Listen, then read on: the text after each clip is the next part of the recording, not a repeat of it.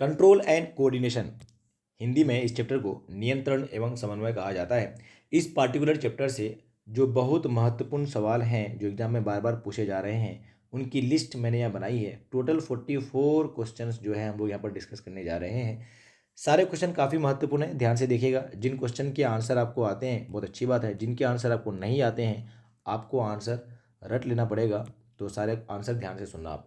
यहाँ पर कोई ऑप्शन नहीं मिलेगा, डायरेक्ट मैं क्वेश्चन पढ़ूंगा उसका आंसर बताऊंगा। आप ध्यान देना कि आपको उस क्वेश्चन के आंसर आते थे या नहीं। चलो भाई, 5 पादप हार्मोन का नाम सोचो जरा। वो हार्मोन जो प्लांट में पाए जाते हैं, 5 हार्मोन का नाम। आपके सिलेबस में 5 हार्मोन है ही। पहला का नाम है ऑक्सीन, ऑक्सीन। दूसरा है जिब्रेलिन। तीसरा है साइटोकाइनिन। चौथा है एब्सिसिक एसिड। और पांचवा है इथाइलिन। ठीक है, चलो। फल पकाने वाला हार्मोन, वो हार्मोन जो फल पकाता है, तो आंसर जाएगा इथाइलिन, इथाइलिन। आइए बात समझ। चलिए सर, नेक्स्ट चेक करते हैं जरा। नेक्स्ट, एब्सिसिक अम्ल किस प्रकार का रसायन है? तो एब्सिसिक अम्ल जो है ना वो वृद्धि को रोक देता है। तो यह वृद्धि रोधक हार्मोन है। कैसा है? वृद्धि रोधक। कहाँ गया यहाँ पर? ठीक है, चलो अगला चेक करें जरा। बीज रहित, बीज रहित पौधे के उत्पादन में सहायक हार्मोन। शुरू पर जो 8-10 क्वेश्चन है वो सारा हार्मोन पे है। सारा क्वेश्चन हार्मोन का मैंने एक साथ लिख दिया है ताकि आपको याद करने में भी मजा आएगा और सारी बातें एक जगह हो जाएगी तो अच्छा रहता है। तो वो हार्मोन बताइए जो बीज रहित पौधा बनाने में मदद करता है, बीज रहित पौधा बनाने में मदद करता है। तो इसका आंसर जो जाएगा वो है ऑक्जीन और जिब्रेलिन। पत्ती को मुरझाने के लिए कौन सा हार्मोन जिम्मेदार है? आंसर है एब्सिसिक एसिड। प्लांट का पत्ती जो है ना कई बार मुरझा जाता है तो उसके लिए एब्सिसिक एसिड जिम्मेदार है। पौधे के तने की लंबाई बढ़ाने के लिए कौन सा हार्मोन? पौधा जो है ना, पौधा, तो पौधे का जो तना है, तना, उसकी लंबाई बढ़ाने के लिए, ये तना है, तना की लंबाई बढ़ाने के लिए कौन सा हार्मोन जिम्मेदार है? तो आंसर है जिब्रेलिन। कौन सा हार्मोन? जिब्रेलिन। ये आंसर जाएगा जिब्रेलिन। चलिए अगला चेक करें। पौधे के सिरे की लंबाई, अब कोई प्लांट है उसका टिप बढ़ाने के लिए, सबसे ऊपर वाला पोर्शन बढ़ाने के लिए कौन सा हार्मोन जिम्मेदार है? तो इसके लिए आंसर है ऑक्जीन।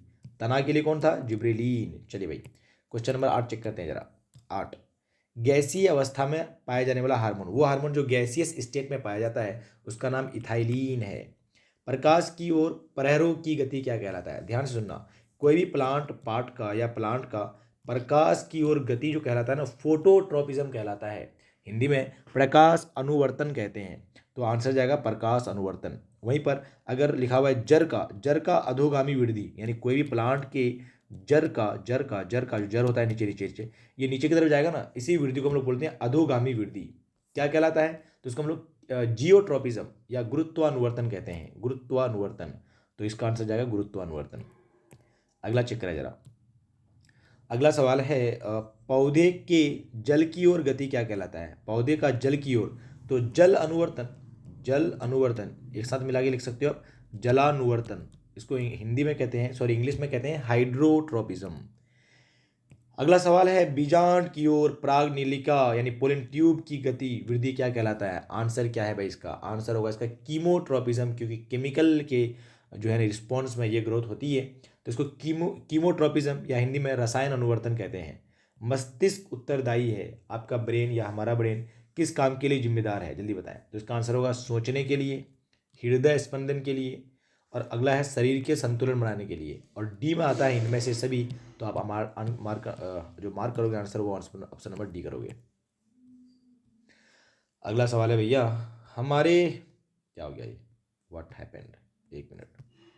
चलिए अगला सवाल है, हमारे शरीर में विभिन्न जैविक कार्यों का नियंत्रण किसके द्वारा होता है? तो एक तो ब्रेन करता है, दूसरा केमिकल करता है, रसायन, तो मस्तिष्क और रसायन। दो तंत्रिका कोशिका के मध्य खाली स्थान को क्या कहते हैं? तो दो तंत्रिका तंत्र, जो एक कोशिका हो गया न्यूरॉन और दूसरा न्यूरॉन, इसके भी जो खाली जगह बसती है इसको हम लोग साइनैप्स कहते हैं। क्या कहते हैं? साइनैप्स कहते हैं। हिंदी में सिनैप्स लिखा रहता है, सिनैप्स। ठीक है भैया, चलो अगला सवाल चेक करो जरा। प्रतिवर्ती चाप कहाँ बनता है? तो प्रतिवर्ती चाप जो है ना, रिफ्लेक्स आर्क, ये मेरू रज्जु यानी स्पाइनल कॉर्ड में बनता है। केंद्रीय तंत्रिका तंत्र कौन बनाता है? केंद्रीय यानी सेंट्रल जो नर्वस सिस्टम है कौन बनाएगा? तो आंसर है ब्रेन और स्पाइनल कॉर्ड, यानी दिमाग, मस्तिष्क और मेरुरज्जु। अगला सवाल है, ये जो आप सवाल नंबर 18 है ना, 18 आप कंपेयर करके पढ़ो जरा। 18 और 18 नंबर सवाल और 20 नंबर सवाल ध्यान दो। वृद्धि और चतुराई का केंद्र का अगर पूछेगा तो आंसर जाएगा सेरी, सेरी बरम, सेरी बरम। और क्वेश्चन पूछेगा शरीर का संतुलन कौन बनाता है, तो आंसर जाएगा सेरी बेलम। ठीक है, दोनों दिमाग का ही भाग है ना। ये सबसे पीछे वाला, ये सबसे आगे वाला दिमाग का भाग है, ध्यान रखना भाई। 19 नंबर छूट गया बीच में। हृदय स्पंदन तथा श्वसन गति दर को कौन कंट्रोल करता है, नियंत्रित करता है, तो इसका आंसर जाएगा मेडुला, मेडुला, मेडुला। ओके चलिए अगला चेक करें जरा। मानव शरीर की सबसे लंबी कोशिका का नाम, सबसे लंबी कोशिका न्यूरॉन है, न्यूरॉन। और सबसे अगर बड़ा कोशिका पूछ देगा तो अंडाणु, महिला में अंडाणु होता है, जबकि मनुष्य में, सॉरी मनुष्य के अंदर अगर मेल में पूछेगा तो लंबी और बड़ी दोनों का आंसर न्यूरॉन जाता है। पता नहीं आप कितना समझ पाए। अगला देखो, तंत्रिका तंत्र की रचनात्मक एवं क्रियात्मक इकाई का नाम न्यूरॉन। मानव मस्तिष्क का औसत भार 1.4 केजी, ग्राम में पूछेगा तो 1400 ग्राम। मस्तिष्क के किस भाग से मेरु रज्जु निकलता है, स्पाइनल कोड किस भाग से निकलता है, तो आंसर है मेडुला, मेडुला ऑब्लांगाटा पूरा नाम होता है। जो पीछे वाला भाग है दिमाग, सॉरी मस्तिष्क जो है पीछे वाला, पस्ट मतलब पीछे वाला, ठीक है, हाइंड ब्रेन, तीन भाग का नाम, तो सबसे पीछे वाला भाग जो है दिमाग का, उसमें तीन भाग का नाम क्या क्या है, तो आंसर है पॉन्स, मेडुला और सेरिबेलम। लगा यार, पॉन्स, मेडुला और सेरिबेलम। 26 में किसे रासायनिक दूत कहा जाता है, हार्मोन को, हार्मोन को रासायनिक दूत कहते हैं। ठीक है, नर हार्मोन का नाम, नर हार्मोन का नाम होता है एंड्रोजन, एंड्रोजन। इसका एग्जाम्पल है टेस्टोस्टेरोन। तो आपको ऑप्शन में दोनों में से कोई भी दिख सकता है। एंड्रोजन एक बड़ा ग्रुप है जिसका टेस्टोस्टेरोन एक तो एग्जाम्पल है। दोनों ही मेल में पाया जाने वाला हार्मोन है, नर हार्मोन कहते हैं। आइए समझ चले। नेक्स्ट नेक्स्ट, एंड्रोजन कहाँ बनते हैं, तो एंड्रोजन टेस्टीज में बनता है, हिंदी में वृषण कहते हैं, वृषण कहते हैं। मादा जनन हार्मोन किसको कहते हैं, तो मादा जनन हार्मोन का नाम एस्ट्रोजन है, एस्ट्रोजन, एस्ट्रोजन। एस्ट्रोजन कहाँ बनता है, तो एस्ट्रोजन अंडाणु में बनता है, यानी ओवरीज में बनता है, ओवरीज में बनता है। किशोरावस्था में होने वाले शारीरिक परिवर्तन को कौन सा हार्मोन जो है जिम्मेदार है उसके लिए, तो आंसर जाएगा जो महिला है उसमें एस्ट्रोजन और जो पुरुष है उसमें टेस्टोस्टेरोन। रक्त में शर्करा का स्तर यानी ग्लूकोज का लेवल ब्लड में कौन कंट्रोल करता है, आंसर जाएगा इंसुलिन, इंसुलिन। ध्यान रखना पड़ेगा भाई, अच्छा क्वेश्चन था, इंसुलिन बार बार पूछता है एग्जाम में। ठीक है, अगला चेक करो, अगला बस कुछ क्वेश्चन रह गया। और कौन से ग्रंथि को मास्टर ग्रंथि कहते हैं, मास्टर ग्रंथि किसे कहते हैं, पीयूष ग्रंथि, इंग्लिश में कहते हैं पिट्यूटरी ग्लैंड। और मास्टर ऑफ मास्टर ग्लैंड किसको कहते हैं, तो हाइपोथैलेमस, जो अपना सिलेबस में नहीं है, ध्यान नहीं देना आपको। अगला सवाल है, पिट्यूटरी ग्रंथि से निकलने वाला हार्मोन कौन सा होता है, तो आंसर जाएगा वृद्धि हार्मोन, ग्रोथ हार्मोन। थायराइड ग्रंथि से निकलने वाला हार्मोन थायरॉक्सिन, थायरॉक्सिन। ठीक है चलिए, आउटिक आउटू ग्रंथि यानी वही थायराइड को हिंदी में आउटू ग्रंथि बोलते हैं, को थायरॉक्सिन हार्मोन बनाने के लिए किस तत्व की आवश्यकता होती है, आयोडीन, आयोडीन की जरूरत पड़ती है भाई। इसलिए हम लोग बोलते हैं ना आयोडीन युक्त नमक खाना चाहिए, इसलिए खाना चाहिए ताकि थायरॉक्सिन हार्मोन प्रॉपर बन पाए, किससे, थायराइड ग्लैंड से। अगर आप आयोडीन नहीं खाओगे तो आपका ग्लैंड का आकार बड़ा हो जाएगा, और इस बीमारी का नाम होता है ग्वाइटर, जानते हो ना, ग्वाइटर, घेंगा रोग बोलते हैं। चलिए सर, अगला है चार मिश्रित ग्रंथियों के नाम, मिश्रित यानी मिक्स्ड ग्लैंड, जिसको हेट्रोक्राइन ग्लैंड भी कहते हैं, तो आंसर जाएगा अग्नाशय, अग्नाशय, इंग्लिश में पेनक्रियाज कहते हैं। अगला है विरशन, टेस्टीज कहते हैं, टेस्टीज हिंदी में कहते हैं विरिशन। अगला है अंडाशय, अंडाशय, जिसको इंग्लिश में ओबड़ी कहते हैं, ओबड़ी। बस इतना काफ़ी है, अगला जानने की जरूरत नहीं है। हालांकि आंसर लार ग्रंथि होता है, लार ग्रंथि, नहीं पूछेगा आपके एग्जाम में कभी। चलो भाई, यहाँ पर यह थोड़ा डेफिनेशन लिखा हुआ था, है ना, जो अंतःस्रावी और बहिस्रावी ग्रंथि किसको कहते हैं।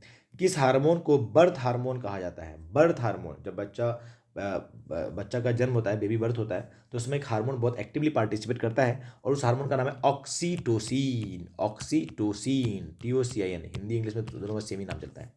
ठीक है चलो, कॉर्पस ल्यूटियम से निकलने वाला हार्मोन का नाम, कॉर्पस ल्यूटियम से निकलता है प्रोजेस्ट्रॉन, प्रोजेस्ट्रॉन। और प्रोजेस्ट्रॉन को प्रेगनेंसी हार्मोन कहते हैं, pregnancy hormone, pregnancy hormone progesterone कहलाता है। चलिए अगला सवाल है, आयोडीन की कमी से होने वाला बीमारी का नाम घेंगा रोग या ग्वाइटर कहते हैं, ऊपर बात हो चुकी है हमारी इस पर तो।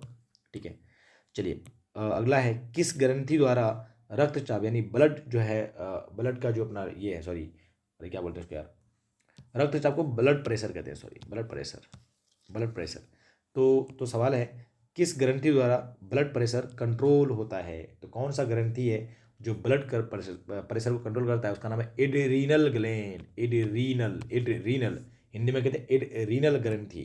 ये हमारी किडनी के जस्ट ऊपर मिलता है भाई। किडनी है ना, किडनी के ऊपर रहता है, किडनी के ऊपर, ठीक है। चलो अगला, इंसुलिन किस ग्रंथि से निकलता है? तो इंसुलिन निकलता है आपके पैनक्रियाज अग्नाशय से। और लास्ट सवाल है, सबसे छोटी अंतःस्त्रावी ग्रंथि का नाम? Smallest endocrine gland. इसका आंसर आपको करना है कमेंट। ओके, चलो भाई, आप बताना आपके 44 में से कितने सही हुए। Bye bye, see you, take care.